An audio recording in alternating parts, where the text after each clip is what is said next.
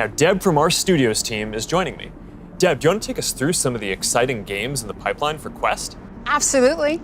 Over the years, we've had the opportunity to work with incredible developers. I love Arizona Sunshine. That game basically got me and my friends through the first few months of the pandemic. That's awesome. What's up guys, Sal here. So few brands have kept faith in the stylus like Samsung, and in the process the company has fixed note-taking to a great extent. Some type out important notes using Google Docs, while others jot down on paper and even on the backs of napkins. The stylus had no place in Steve Jobs' world. Who wants a stylus? You have to get them and put them away and you lose them. Yuck.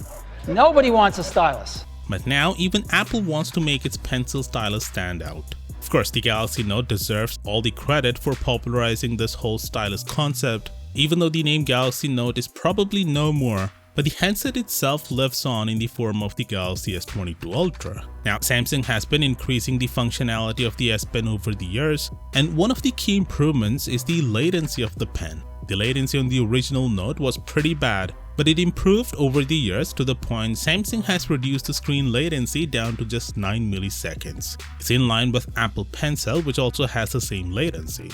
Now with the Galaxy S22 Ultra, Samsung wants to take the latency game to a whole new level, as Ice Universe mentions that the handset will have a mere 2 milliseconds of latency. If you don't know what latency on the S Pen is, it's basically the time taken for the touch input to register. So 2 milliseconds touch latency is something unheard of and would be a great achievement, which for the end user means writing and drawing on the S22 Ultra feel more precise and natural. Literally like you're writing on a piece of paper. Now even though Samsung didn't mention it anywhere, but some people say the latency of the S Pen on the Z Fold 3 is also 2 milliseconds. But I don't think that's true because I've tested the S Pen on the Z Fold 3 and it feels about the same as the Note 20 Ultra. So with the S22 Ultra, Samsung is indeed gonna break the latency record, and eager to see how that feels in real life since 9 milliseconds already feels more natural. With that said, the Galaxy S22 will again have two variants of chipsets. One is the Exynos with AMD graphics,